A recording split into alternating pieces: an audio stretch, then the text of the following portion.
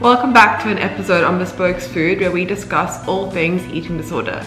Today we're going to be talking about the secret of eating disorders, recovery.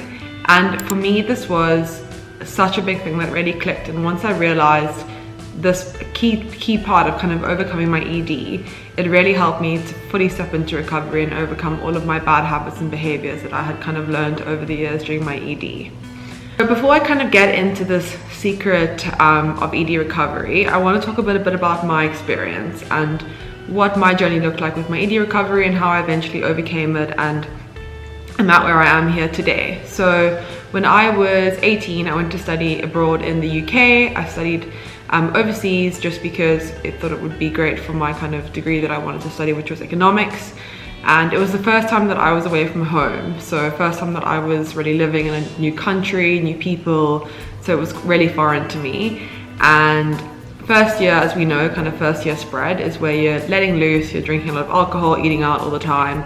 I remember I used to come home late after night outs and like smash a whole Domino's pizza alone. You know, that was obviously after a lot of alcohol consumed, so naturally I'd gained a bit more weight than normal.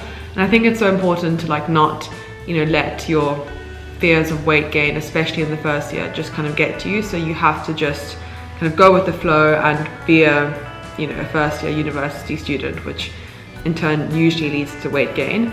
And I think after that first year, I was quite shocked that I didn't really fit any of my clothes. I wasn't feeling that comfortable in myself, and naturally was like, okay, I'm going to try and lose a bit of weight and just be a bit healthier again and have a healthier lifestyle, which was fair enough to do, but for me it kind of just trickled down to a slippery slope of my ED. And this is where I actually developed a really healthy relationship with food and exercise. So it started off with me and a friend that wanted to just lose some weight together. We started removing some like carbs and bad foods from our diets, and we tried all sorts of things actually. We even tried the Banting diet, which is like the paleo where you don't eat any carbs or sugar. That made me really depressed. I had really bad bowel movements, so it was just an absolute no-go. I then started counting calories. I then bought a fitness watch. All of those kind of behaviors that just started the early days of an eating disorder.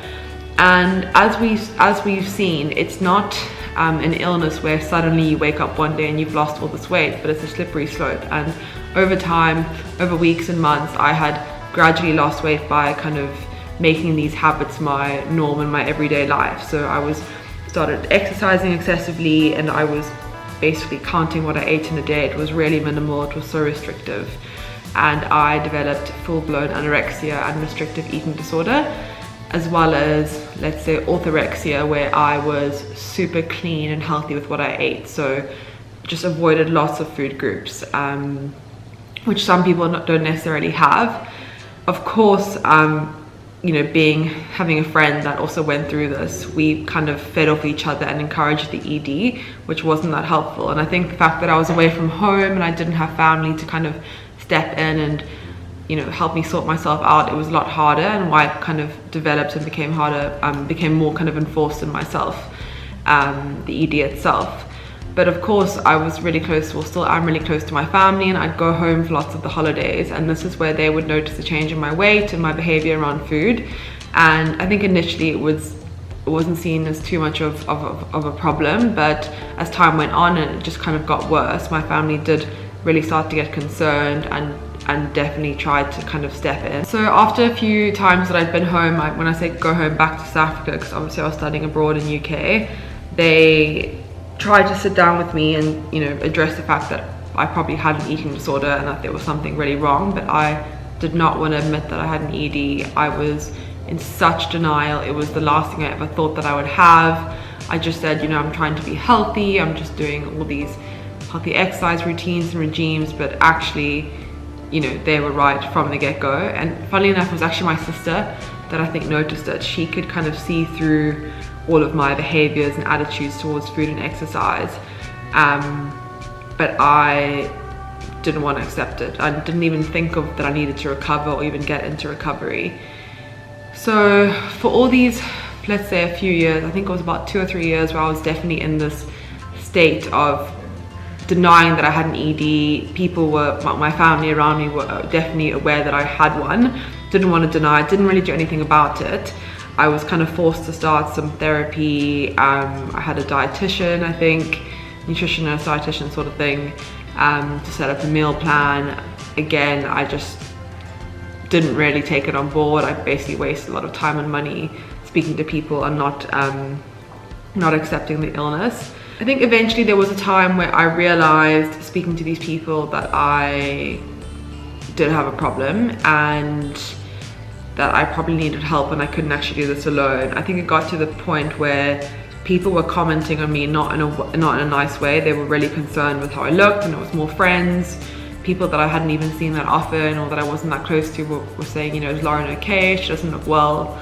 And that was a point where I thought, okay, right, you know, I need help and I can't do this alone. Okay, so I realized that I have an eating disorder and that I can't do this alone, I need help, but I was still not ready to recover, in the sense that I didn't know what I needed to do to accept recovery and accept that I needed help. So I was going to all these therapists, seeing people, and I felt like I was almost just recovering because I was told to, because people were like, okay, Lauren, you're sick, you need help, and I was just doing what I was told. But again, it was just no desire from me, and I had to eventually uncover the reason why I wanted to recover. And that was, for me, the secret, let's say the secret ingredient or the secret part of overcoming my ED, was understanding why for me it was important to recover. So what I did in order to understand my why, I wrote down what life was like before my ED. All the things that I used to enjoy, love. So a lot of things were food, social, adventure, sport, exercise, all these things, but in a very like natural and well-balanced way. And what life looked like now during my ED was totally not balanced. It was obsessive, it was restrictive, socially it wasn't great. I was always worried and stressed about food and not exercising enough, and missed out on holidays where I, you know, was too scared to try sorts of food and all that sort of stuff. So once I'd written what life was like before my ED and what life was like now during my ED time, let's say when it was during my ED, how different it looked like and what I was missing out on, and basically the cost of what my eating disorder was doing to me. The fact that I was missing out on social experiences, I was feeling alienated, I was stressed all the time, worried about food and exercise, all of this sort of stuff. So eventually when I did separate these two, I realized that I wanted my old life back. I wanted to be able to enjoy food again, to be able to enjoy the social parts of life with friends, family, and not feel so scared or even feel judged by everyone or feel judged by myself. And I realized, right, I wanted my old life back, and for me that was my why. And another big part of my why was I wanted my family back, because during my ED, my family, it was hard for them to be around me. Like it was, I mean, because they loved and cared about me so much, it was hard for them to see me suffer and to struggle basically in silence, because I didn't want help and I didn't want to accept my recovery. And instead of, you know, just doing it for them, to make them happy and to recover and to say, okay, right, you know, I've gained some weight because this is what they wanted me to do. I wanted to gain the weight. I wanted to recover and be healthy again so that I can have a better relationship with them. And understanding this why and developing these reasons of why recovery was so important was, for me, what I actually did is I would literally write down all the reasons why I wanted to recover and put them on sticky notes and stick them around my vanity or my bedroom. So it was literally like around me 24/7 a day. So whenever I had those ED thoughts during recovery, or I wanted to relapse or wanted to kind of give up, I had the reasons, and that just fully supported me throughout the process and just gave me the hope and trust in myself that, right, this ED was not worth it, and it was so worth to just overcome it and you know, trust the recovery process and those people around me. And then I started to actually turn my whole recovery and overcoming my ED into like a more positive experience, and thinking, okay, right, I can actually get my life back. This can be enjoyable again. I can love life. I can be happy. I'm not going to be stressed about what size clothes I'm going to fit into, or what meal I'm going to have tomorrow evening, you know, whatever it might be. I could just enjoy and be myself again. So that started to almost motivate me to recover, instead of just, oh, okay, I need to recover because I need to just gain weight because everyone told me to do so, because that's not a very motivating thing. I mean, who would want to motivate, who would want to recover if that was your only motivation? So for me, my why was, you know, wanting to have wanting to have the life that I had before and wanting to have a better relationship with my family. And those were my two main reasons. But lots of other whys included getting my health back, feeling stronger, feeling fitter, having better sleep, all of these things, not feeling cold all the time.